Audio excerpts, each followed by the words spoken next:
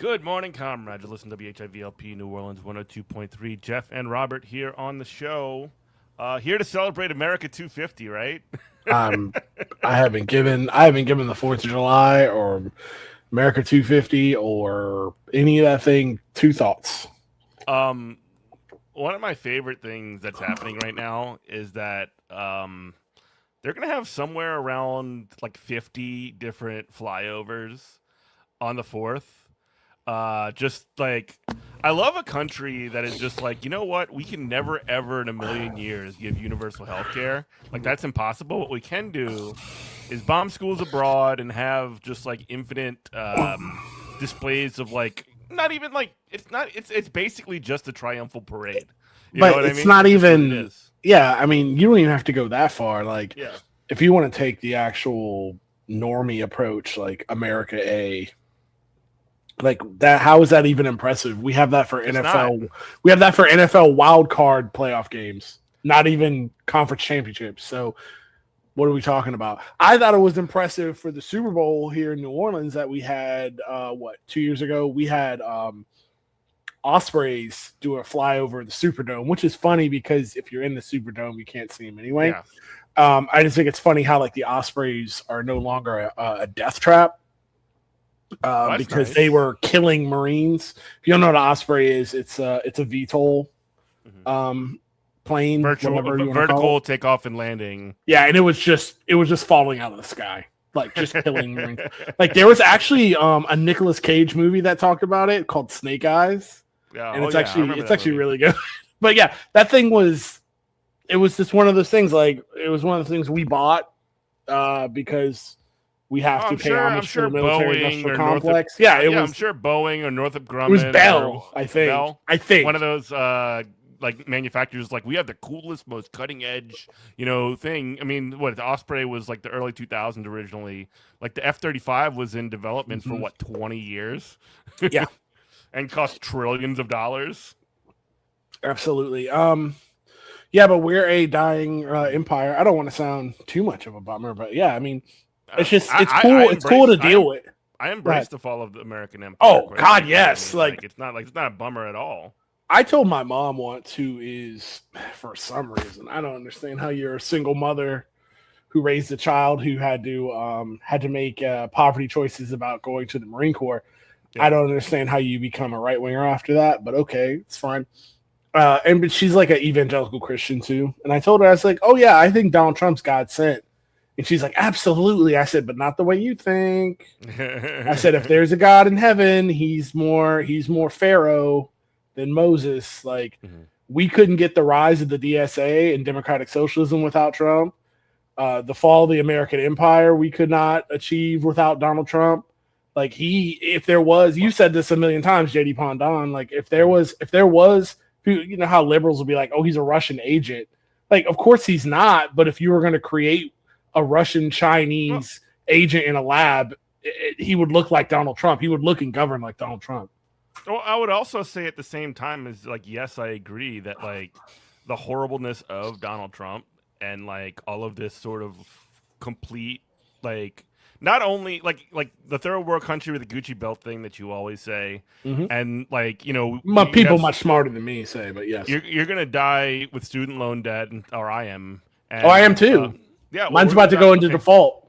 And well, I haven't gotten a letter from them yet, but I'm sending them pictures of dead Palestinian children in lieu of right. payment. That was Like my I'm point not is that sending like them nothing. we Not a have dime. we're gonna die and we're never gonna have universal health care, at least not in the system that we currently have, Mm-hmm. and like all of that stuff is true, and like the having the America 250 where they're having a state fair where nobody's going because it's 109 degrees and it sucks anyway, but like at the same time, like the only thing that I think like it's not just that is what sort of like actually kind of gives me hope for people to actually wake up and have there be an alternative, but the fact that the liberal political class is so inept, they're Mm-hmm. so incapable of even challenging any of this stuff and like at least providing a patina of an alternative.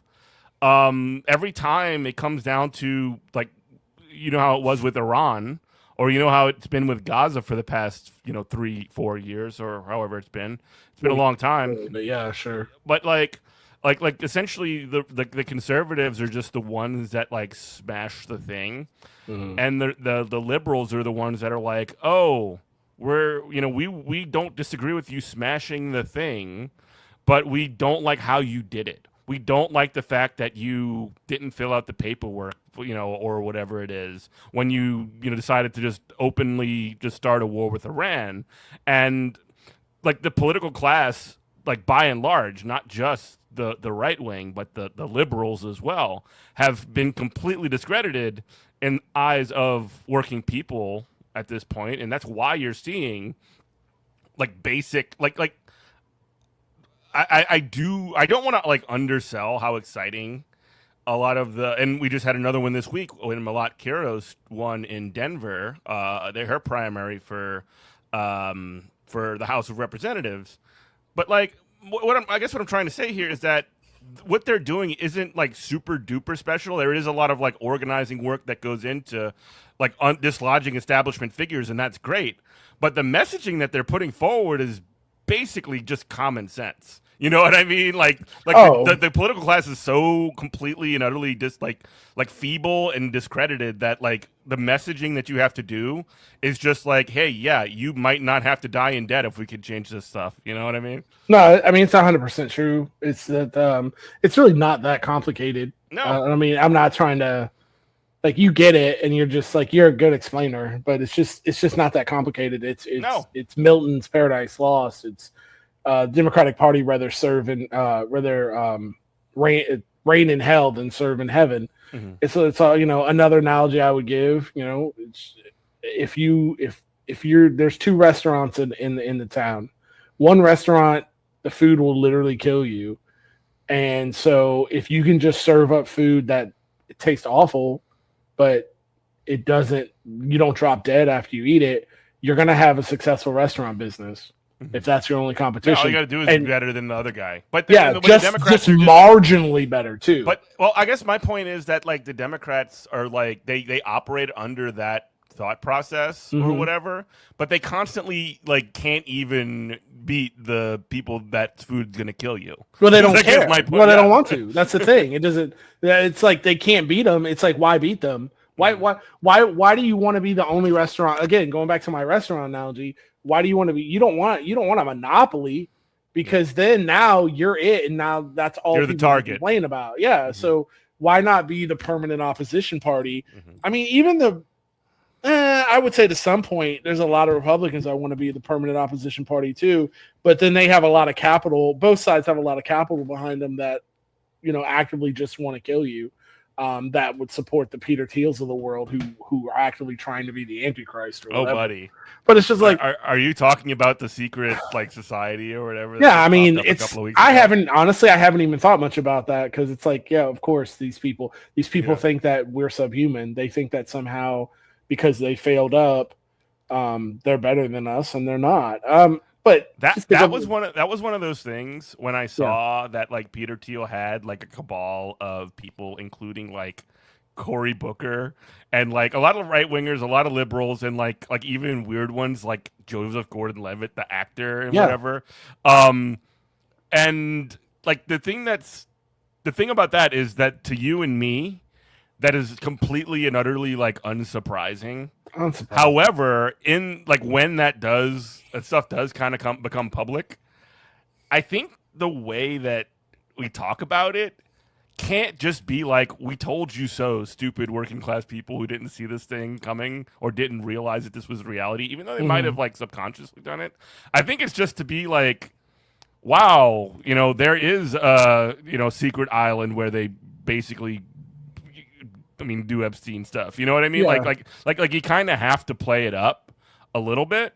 But yeah, I mean, it is disgusting. It's absolutely disgusting. It's just that what you're saying. It's just it's not a shock. The question is, how do you take these things that like normal people? Because you don't want to be Alex Jones either, right? Like the whole reason Alex Jones exists is to make basically like conspiracy theories so easy to write off, and this is not a conspiracy theory what we're talking about, but like having any kind of actual conspiracy and any kind of like conspiracy theory be so like mixed up together that you can't really tell one from the other. Does that make Yeah, sense? that's exactly. Yeah, Mm-hmm. we've talked about that many a time, and Mm-hmm. that's one of the many plays. Mm-hmm. But if you want to talk about, you alluded to the races in, I mean, golly, so many, New York, Maine primaries, Mm-hmm. um, Denver, Colorado.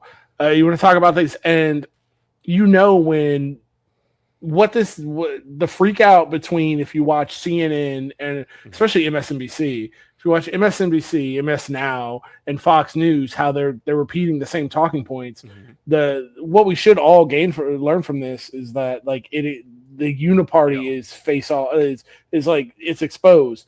When both the Democratic Party and the Republican Party are mad at you, you're hitting the spot. Like Yo, you're hitting where you're supposed to be hitting. You're doing your job. you're not even right. You're not even just right about that. Like I was watching, there was uh, appearance that Sheikh Sadiq, who's actually a former guest of Good Morning Comrade, he's one of the national co-chairs of the Democratic Socialists of America. He appeared on Fox News. I think it was on Thursday, the second, and he was on the show with Will Kane. And basically, like Will Kane does one of these like 5 minute segments where he talks about how bad democratic socialism is and communism and all this other stuff, and Mm-hmm. trying to make it seem like it's extremely like scary. And he's talking about like, oh yeah, healthcare, and then they have a Sheik on who I don't know if you ever met the guy. Mm-mm. He's like one of the most normal people you've ever met. Um, and he's also he's Bangladeshi American, right? I don't know like what generation. I don't know if he's like second, first, or whatever. But like he's a brown guy, right? Mm-hmm. And the thing that made me like come out, like my soul left my body in this whole thing, is when Will Kane, the host of this Fox News television show, starts looking at a sheik, a Bangladeshi American guy, and saying like, "Hey, the organization that you represent is 85% white. Why is your white organization? That's Why is they your are. white organization? Do they speak for the working Oh class?" And it's just like man, Fox News just went way woker than like Hillary 2016. It's that's the crazy, thing dog. though. They are spinning themselves in the ground because they do not know. And I have to eat some crow myself here too because I had completely written the DSA off, and it's just because of my of my actual on the ground. And I'm just an opinionated Yeah, guy sure. who's I don't know anything about anything. But I mean, I do. That's not true. I am. I do Yeah. know a lot of stuff. That's But part of why we like you though, because yeah, but it's just you're like because of my micro view of the DSA, I was not aware of like how DSA National had been organizing. Mhm. And so I have to eat some crow there too. And especially as a guy who's like, I'm really happy that, the DSA, I don't want to say got their act together, but they've built into a place of actual real power. And then, talking to a guy like me, who's again, I will say a million times, um, we talked about it last week. I said some. I don't even believe in electoral politics, but I will vote in every stupid election. Sure. And the same thing, I had something snarky to say about AOC, which I will hold. I will Yeah. definitely hold on to that. I would tell her that to her face if like we ever ran into her in the street. But the thing is, the way, and I would finish this with the way I would walk on bloody stumps to go vote for you if you Yeah. were running for president of the United States. Like I'd do it in a heartbeat. I wouldn't even think twice about it. But that's how you should be. That's my whole thing of how you should be with anybody running for office. Anyway, Yeah. you should always critique them. But my Of point of course. this No, no, whole rant, I don't disagree with any of that, by the way. I just want yeah, to my my point of this whole rant is that like, yeah, I have to eat some crow too, and I'm it's cool to see how DSA has mobilized and actually has gained real power. And it's all but the thing is, it's like the centrists, which are just right wing anyway. Yeah. Centrist Democrats are right wingers, and right wingers are spinning themselves in the ground because they don't even know how to address or talk or fight the DSA, because at one point they'll say, "Oh, it's full of like non-American, it's full of anti-American third worlders," Like literally, that's been said on Fox, but also it's too white. Mm-hmm. And it's just like whatever. And it gets to a point where you're even watching, the big three, MSNBC, CNN, Fox, and you're just like, who is this for? Well, like, is this for people waiting on their flight in the airport? No. Is this for me, mom? This got to be for grandpa and pop. Like, that's what this isn't for anybody who's thinking about anything. Yeah, no, it's like it can't cable news is for so cable news is for at this point high propensity voters who are disproportionately like over 70 years old. Yeah, essentially. Like I don't have the like Nielsen statistics in front of me, but like one of the things I'm sure you've been paying attention to like media for a long time, and one of the things that a lot of like liberal and left media have constantly said about Fox News is that their age demographic has gotten, basically like the average age of the Fox News viewer was like Social Security and older. You know what I mean? Like over 65. And that's not something that's going to get younger as media develops. So, and again, like that's not to even say that like media like what we're doing or what Hassan Piker or whatever is doing is like necessarily going to replace that, but like how people interact with politics, which has probably since the 90s, probably since like the Clinton era, since CNN really came on the scene, it's going to be fundamentally different.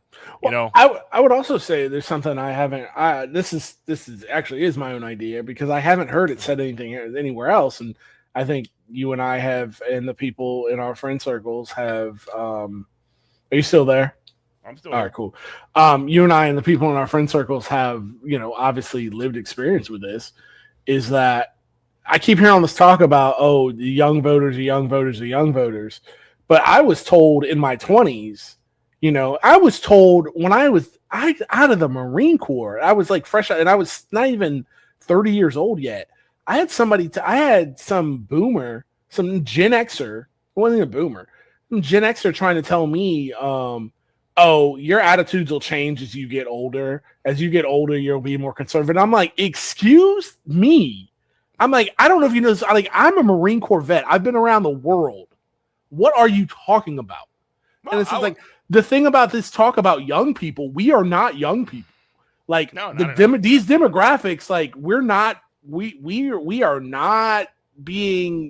the ones being advertised to like by Capital anymore, except if our music that we grew up with is now on the the classic rock station, which it's It's not even a joke. We're a nostalgic now. Yeah, exactly. So it's like we might be the dominant culture because of our age, but we are not these young people. So even as people are now old and aged out of being young, whatever that is, that cutoff is, our politics has not changed. No, we did not go from hippies to yuppies.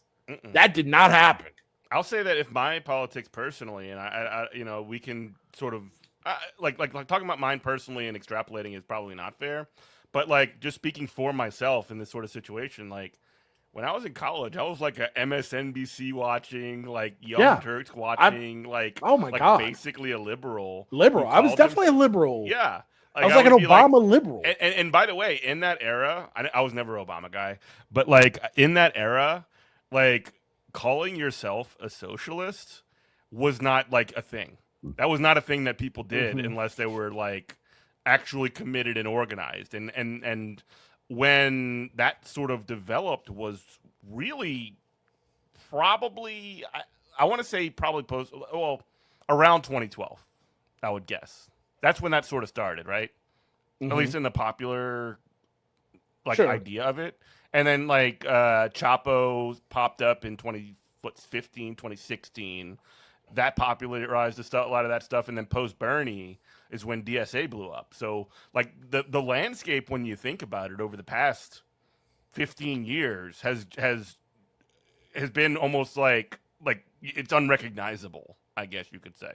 Yeah, and then like my politics personally. I remember Keith Olbermann was like the number one guy. I used to watch Keith Olbermann like every night. I used to watch him and what's her face. She's still on Rachel MSNBC. Maddow. Rachel Maddow. I used to fall asleep to Rachel Maddow. But like the thing is, like, my politics were, and I feel like not as extreme.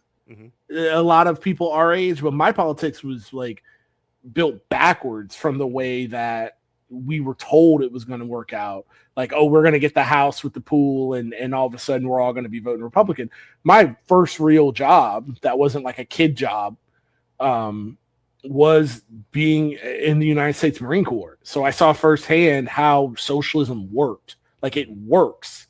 Everybody, you get housing. You don't have to worry about where your next meal's coming from.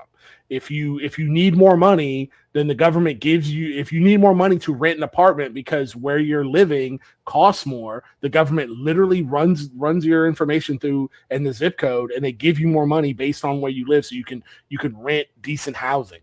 So it's like, I understand how, healthcare, I understand how socialism works. And then when I got into the real, I don't say the fake job market, the capitalist job market, I was like, what is this? Like, why does anybody in America live like this? Because I've seen how you don't have to. And like, that's kind of the bedrock of my politics, to where they've just gotten more and more left over the years, because I'm like, yeah, socialism works. Like, I lived it for 4 years. It absolutely works. What are we talking about? This making sense. Yeah. And again, another one of those sorts of things, and I do think it's important to sort of like we're talking about our generation, and I think it's also important to talk about some of the experiences that we've seen, because I think you're just like a couple of years older than me, right? I mean, when I was in a couple of days, I can't believe. Yeah, so you're like 3 or 4 years older than me, whatever. But like, what I'm trying to say is that you were. I was in a junior in high school when 9/11 happened, right? I was I was in college when Hurricane Katrina happened.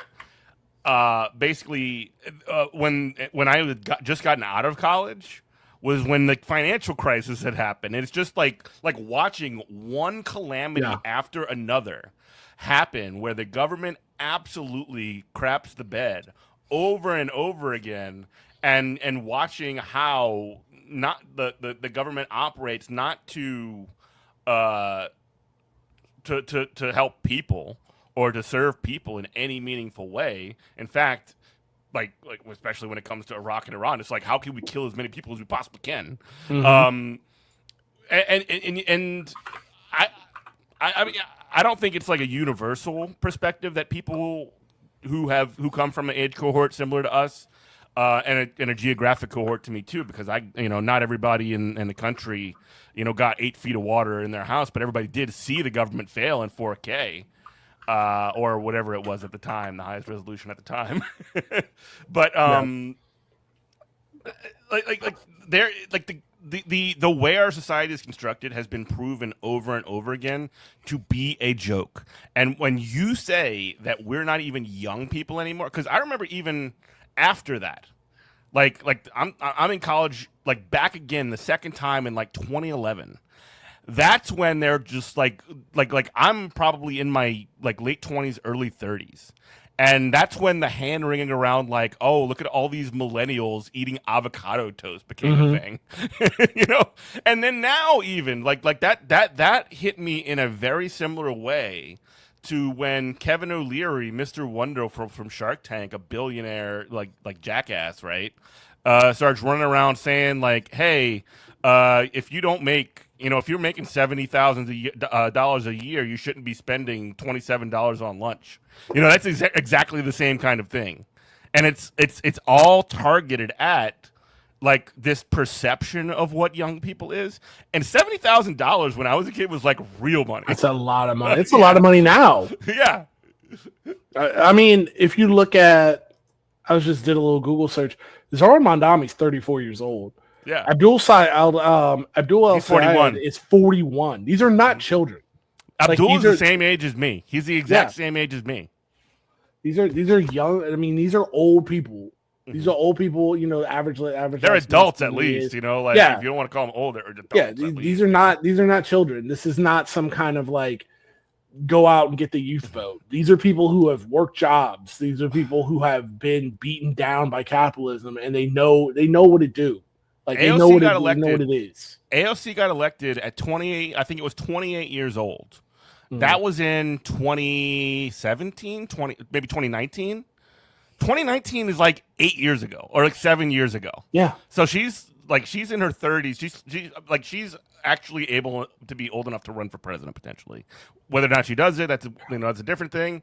But like what I'm trying to say, I less know. the president thing is the fact that like she is what like you would think that older people would consider to be middle age, and the political faces that we've seen our entire lives are exactly the same. Exactly the same. Exactly the same. That woman who went down, I don't even know her name. Because nobody, I've never heard her name Yeah. in Colorado, She was in alive Denver. longer. She was alive Yeah, longer than Malat Kiros was alive. yeah, She was in Congress just longer than having him. a seat in Congress, doing nothing, literally doing nothing, but aiding and abetting a genocide. And the reason we don't know her name is because she has Deget. Her name's Deget. she has nothing to hang her hat on of how she helped her constituency, She was just keeping the seat warm. yeah, just keeping the seat warm, waiting, just getting the campaign funding, and then she can go be a lobbyist somewhere. Like that's how this works in America. And if you think that you think, again, my hate and my non-belief of electoral democracy is because of stuff like that. Like we don't have an electoral democracy, but that doesn't mean we can't build one, and that's what the DSA and Democratic Socialists are doing now. But it's just like, I mean, look how quick you and I remember a million years ago of 8 years ago when Bernie was running for president, when dinosaurs roamed the earth. It's hard to think back that far, but it was like, hey, you got to vote blue no matter who, vote blue no matter who. And how quick after Zorman Mondami's victory, after these victories Plattner. in Colorado, after Plattner's about to win his race, New York City. Al Sayed is way ahead in his race. How quick have we gone from vote this is the Democratic Party now, vote blue no matter who, to where actually corporate bosses and should run the party, and y'all shouldn't really get a vote in the Democratic Party. Like, you shouldn't be in the Democratic Party. You shouldn't be allowed to run it. Your votes actually shouldn't even count, because we should decide who gets to run and win in this party. Yeah, absolutely. Okay, cool. Thanks for letting me know exactly what people like us have been saying for, I don't know, forever now, but nobody wants to hear it, because when you're a leftist, you're just way too early, but you're always correct. And no one's ever there. That's the thing about being a leftist. Like, no one's ever there to give you your flowers, to be like, oh, you were right, Jeff, because blah, blah, blah, blah. No, they just move on to the next foolishness. Mm-hmm. Yeah. And again, it's not even just that. The degree, because again, the vote blue no matter who. This is the most important election of our lifetime. Like these same exact people. Again, like, I don't want to get into all of the like particulars of Graham Plattner or whatever, but what Neera Tanden is doing. She's the head of the Center for American Progress, and she's like one of these people who is like, I'm a progressive, I believe in all these things, Medicare for all, and they always are. That's always like the first thing they compromise away. Mm-hmm. She's basically done nothing in the past month since Plattner won his primary. She's done nothing except just like talk about why he's so bad, while also like she's basically moving in such a way that it's very clear that she's trying to keep the kayfabe up that, like, yes, I have to support Democrat and vote blue no matter who, but it's also very clear that she's decided that it's preferable for corporate Democrats, to tank progressives like Plattner, like Avila Chevalier, like Valdez and others. It's preferable to tank those people and have a Republican sit in those seats than to have them win, because what's less important to people like her, people who are consulting class, people that are in charge of these organizations that are that essentially are power brokers.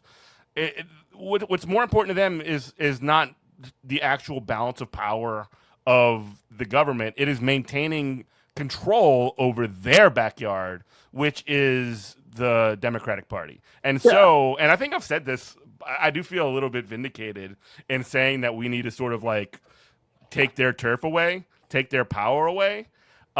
Because right now we are at least in fits and starts, and it's not over. There's a long fight ahead, but at least we're moving in that direction.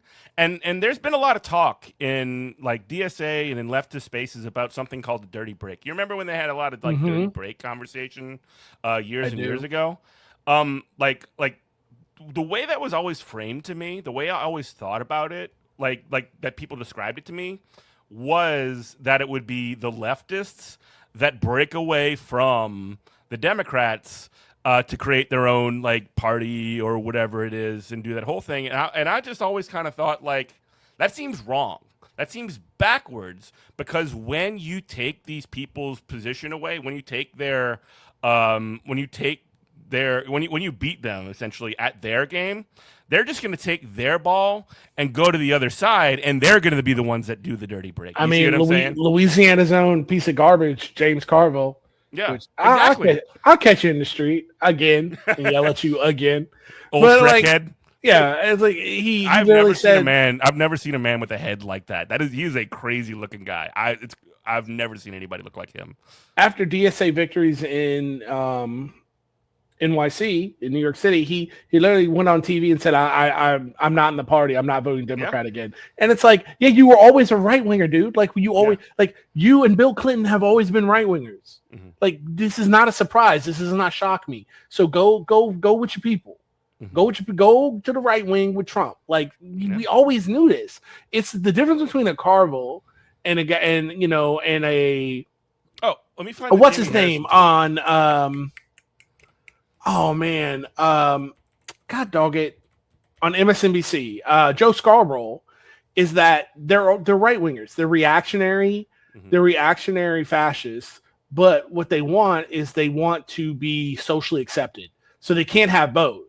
And it's like these people want so the right wing, you got people who just like most of them want power, like they want power, and the ones at the very top, I'd say like a Hexith, like you got the hardcore guys who are like, I don't care about what you think about me, so I'm just going to be fascist. But then after that, it's just a steep drop off to being like, oh, well, I'm right wing and reactionary, but I want to go to the cool parties. I want to be socially acceptable.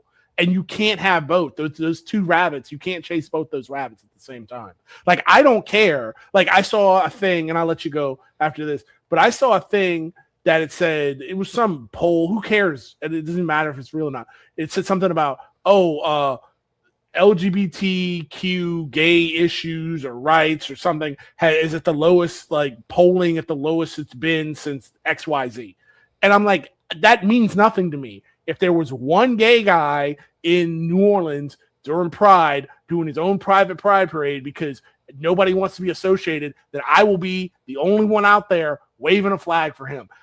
My personal politics in my soul do not depend on what is acceptable, socially acceptable or not. I know my positions are correct, and I will push them until I die. I don't care. I don't care about being liked by these people. These And people are again, demons. like I do want to also sort of like back you up to a certain extent too, because and we see this happen a lot when it comes to identities, like black identities, gay identities, all this stuff. Mm-hmm. And I mean, like it's easy for me to say as a white guy or whatever, right? But you will see people like Jamie Harrison, who was the former, Democratic Party chair, or all these other things, essentially use their identity to push for an elite an elite version of, like that kind of politics, right? They're Mm-hmm. essentially like doing identity politics from a perspective of a consulting class, ruling class, whatever it is, and making that be sort of the default, right? Like, Mm-hmm. oh, we have one representative of the Democratic Party who's black or something like that, or gay, or whatever it is, and essentially using them to be the voice of that identity in the working class, which does not work. It just does not translate that way. Yeah.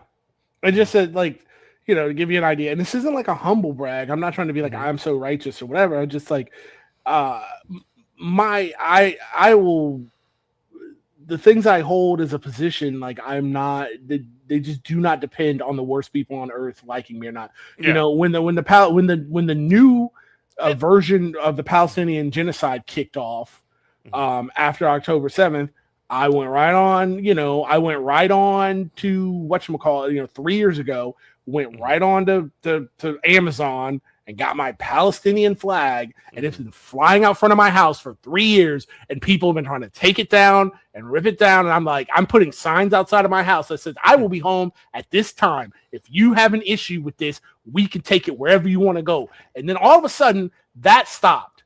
And all of a sudden, you start seeing more of them pop up, pop, pop, pop, pop, pop, pop, pop. And I'm not saying I'm better than because I was there first. It's that right is right and wrong is wrong. While you're sitting here, like, and again, I'll let you go. I'm looking at this thing right now.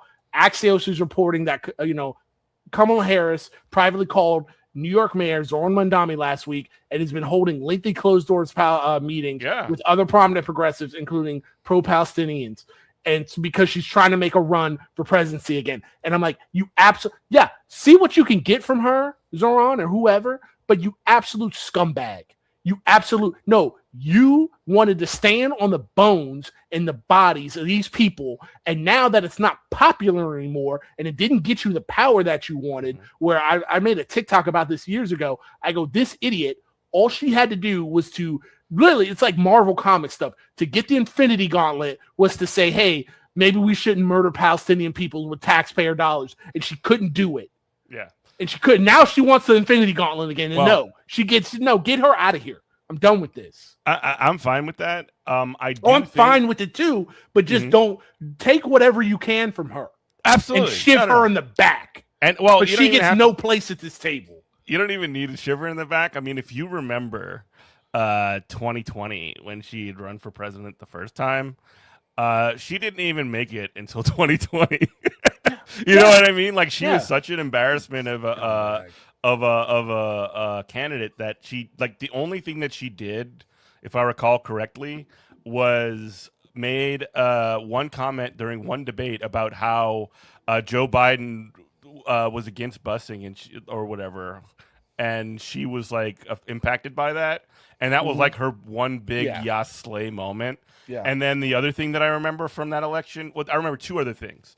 One was that she wanted to have like, we need to do student loan forgiveness for like small business owners of a particular identity in a particular geographic zip code. We love means testing in this country. Yeah, like the most mean tested idea that I've ever heard in my entire life. There was three things actually. That, the videos of her like laughing about throwing parents in jail for truancy, for their kids being truant, if you remember that. You remember that video? I do. And then the third one was like when she was asked about if she supported Medicare for all or any kind of like socialized health care, and she raised her hand in a debate. And then when she was asked about following up, she totally walked it back. Yep. I remember that. like this is something that we knew, she would not have gotten through. She would never have been in an actual primary type situation. She would have never been the nominee. The only way that could have ever happened is if she had been named the nominee in a firehouse situation like what happened with Brandon. The thing is about her and people like her even say, like, I would say she's worse than Hillary Clinton, because at least Hillary Clinton's evil. At least like right wingers and she's like an absolute cipher. She's an absolute she's cipher. nothing. She's nothing. Like evil people are interesting, at least. Yeah. Because you get to do a whole character study. Like you can't even watch a good movie or play a good video game or with a hero's journey without like a good villain is like, the good villain's better than a good hero. Yeah, exactly. You're a professional wrestler. You're a professional wrestling fan. Yeah. Like baby faces are boring. Like good guys are boring. Bad guys are awesome.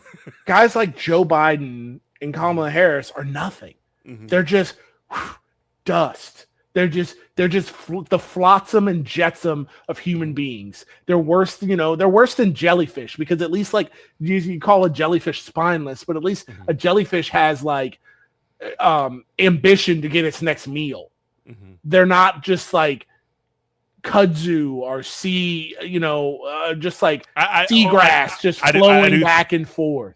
All right, I do think kudzu's cool. Just with no because it takes ambition, over everything. no principle, nothing they'll stand for. Nothing. Mhm. They stand for nothing.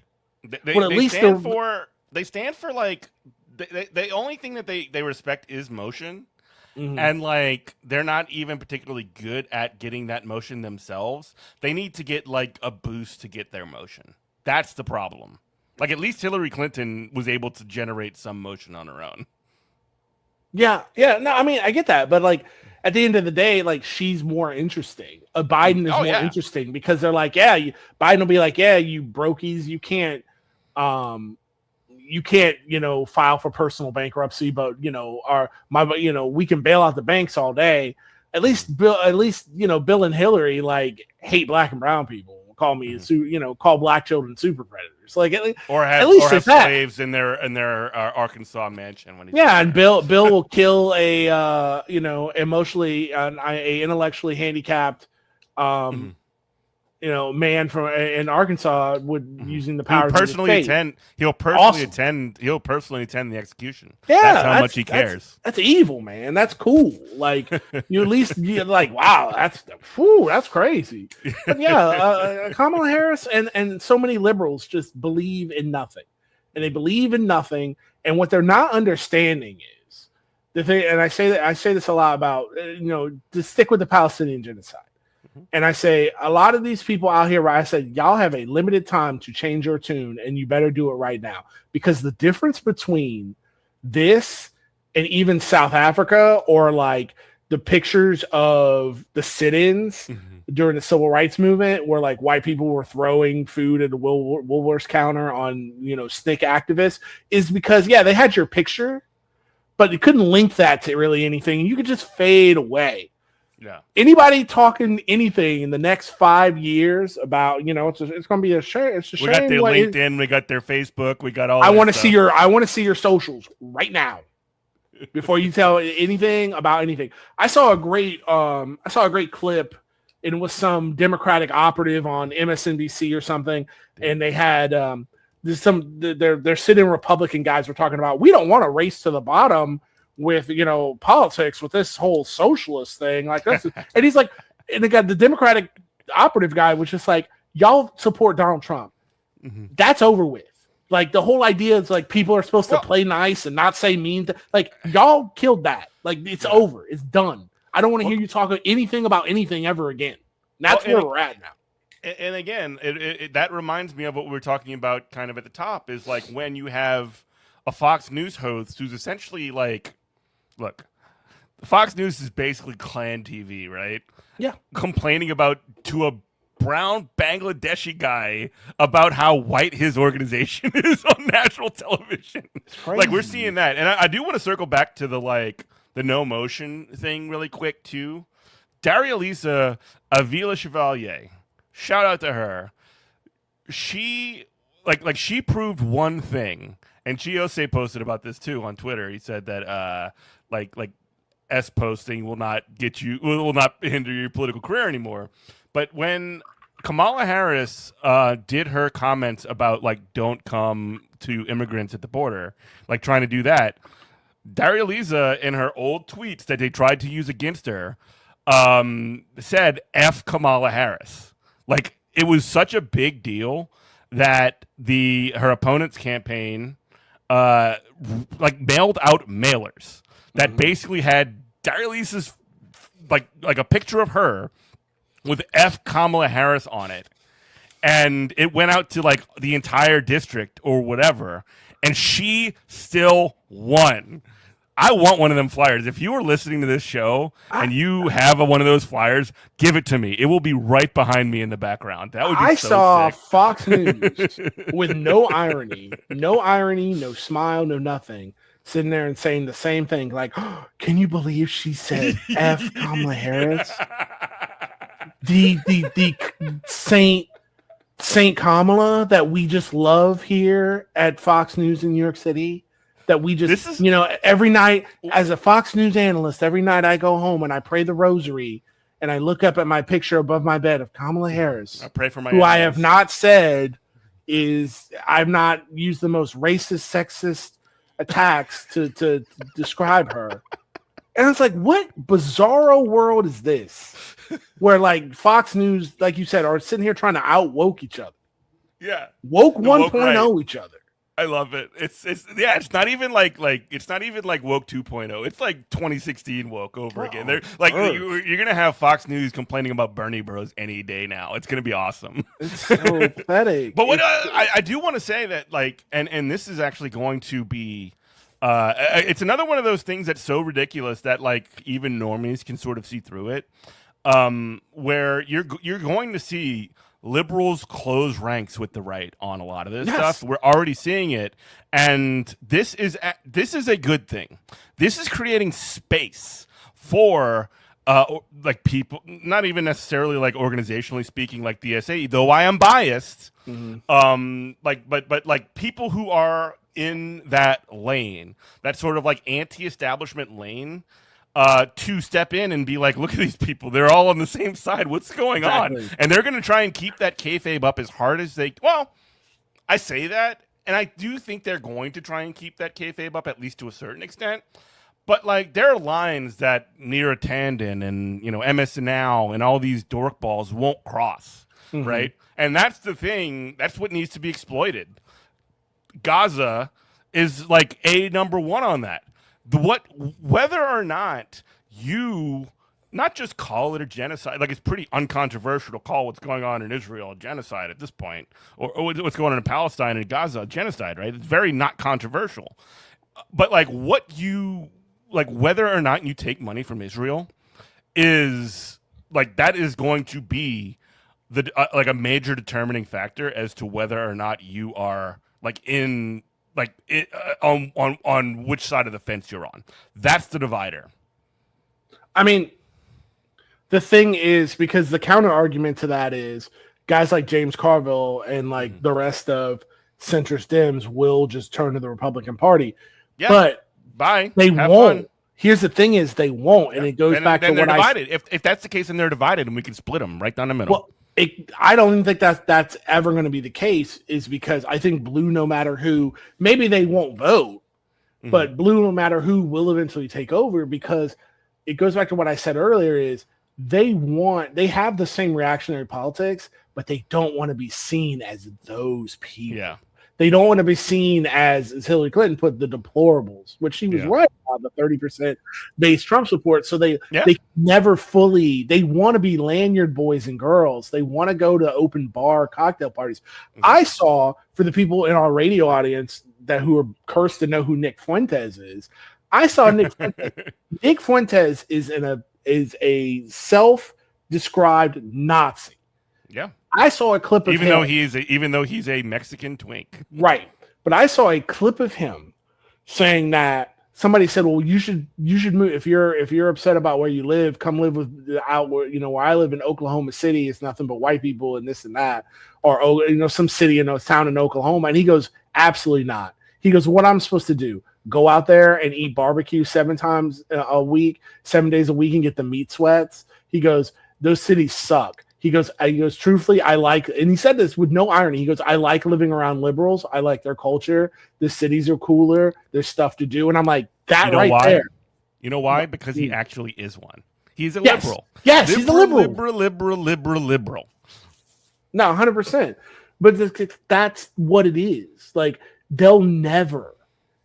What is MAGA right-wing culture at its core is the Great American State Fair.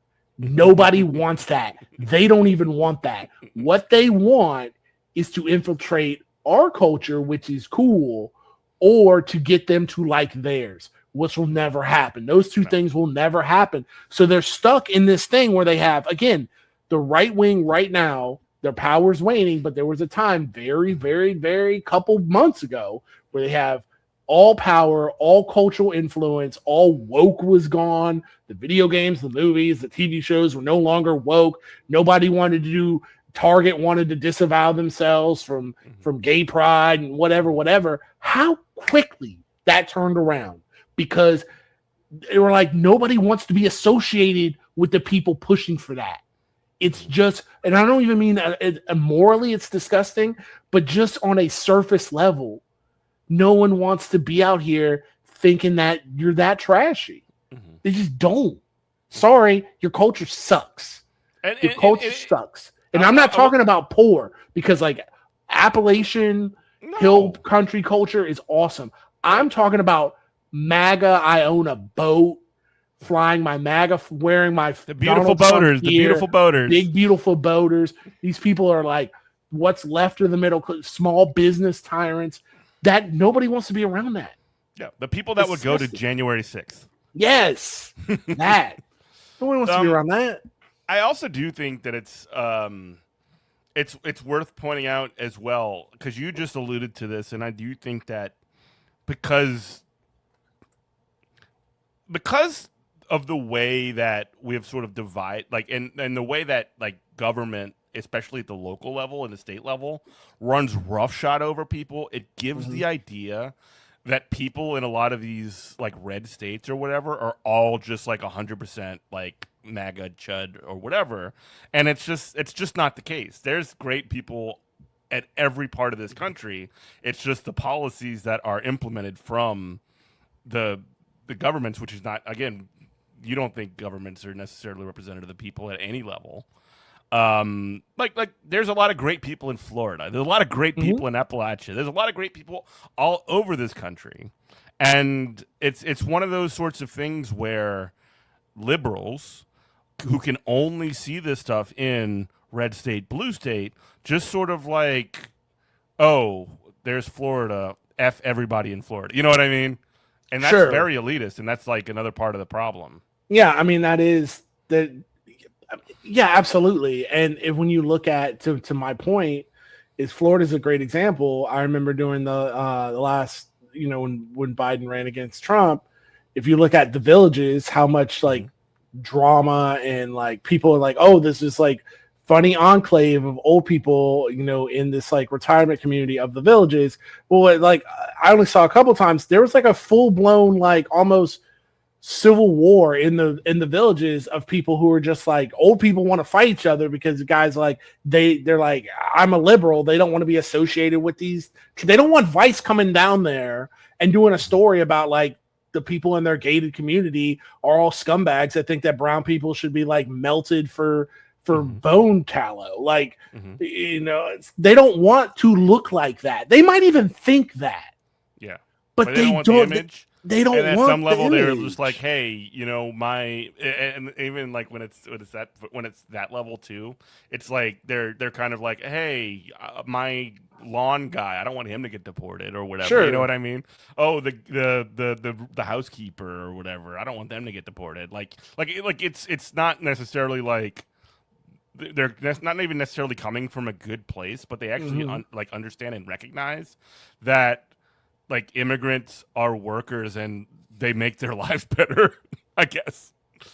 Yeah, I mean, even I saw an interview where it was a cantankerous interview with hope I used that word correctly, with CNN and El Said, and he said they asked him, well, what are you going to do with there's a lot of, Michigan's a red state now and there's a lot of Trump voters, and how are you going to convert them? And he's like, well, Michigan's a red state. Yeah, he's like, I talked to people. Well, they did go for Trump in the last election.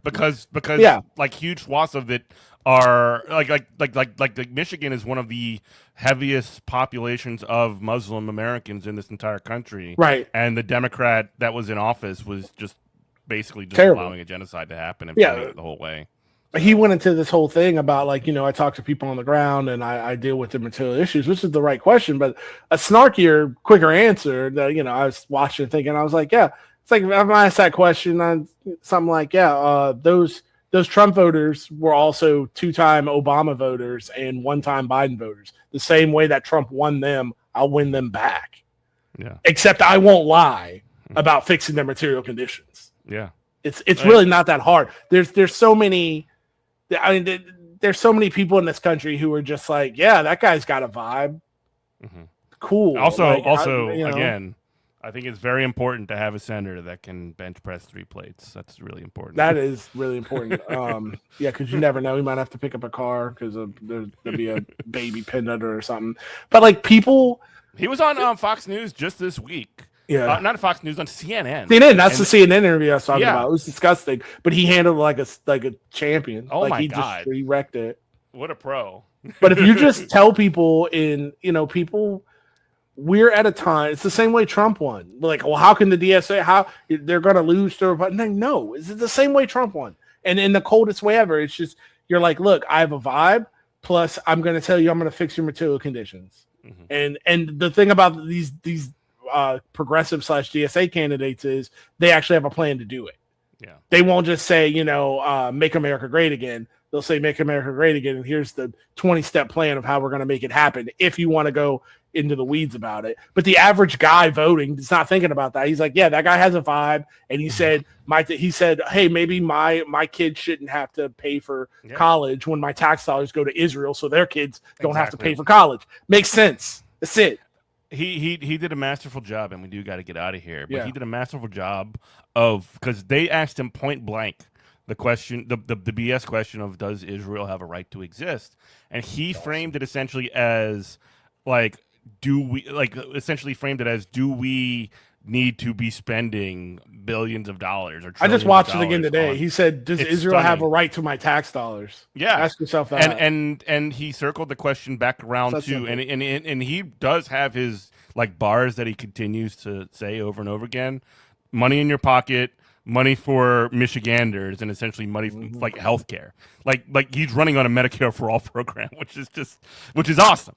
And we need more people like that. And when he wins, there will hopefully be a lot of copycats or people that follow in the footsteps there. But yeah, we do got to get out of here, Robert. Anything you want to tell to the beautiful people that are listening before we go? We're recording on a Friday night. This will play on Sunday. We're on Monday. Play now? on Monday. Monday. Now. I can't remember anymore. Big shout out to Cabo Verde who went down. That was a hell of a game, man. Yeah, that was a great big shout game. out to them, man. I'm got my Cabo Verde jersey in the on order right now, and also I'm looking into tourism. I've been trying to go to Africa. That's the first place I'm gonna hit. It looks so beautiful there. It's amazing. World Cup's been great. I love the World Cup's been cool. I hate FIFA. I love the World Cup. But as long as there's certain countries that as long as they get knocked out, it's a good tournament for me.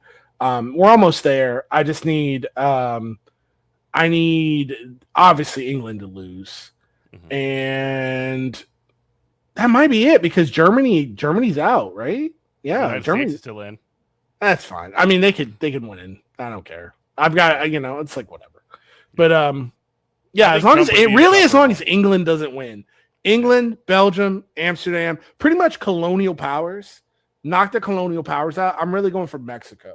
Mexico is so much fun. Yeah. I am and cancel me online or IRL. I don't care, but I am a LA Le Blue guy. So France. Oh, I like France. Yeah. Colonial power. I love Mbappe, man. I like Mbappe too. Mbappe is one of my favorite players to watch ever. He's incredible. But thank you so much for listening, everybody. We do got to get out of here, but listen every Monday at 9, Monday at 10. I'm sorry. Good morning, Comrade. WHIVLP New Orleans 102.3. We love you. Bye-bye. Bye.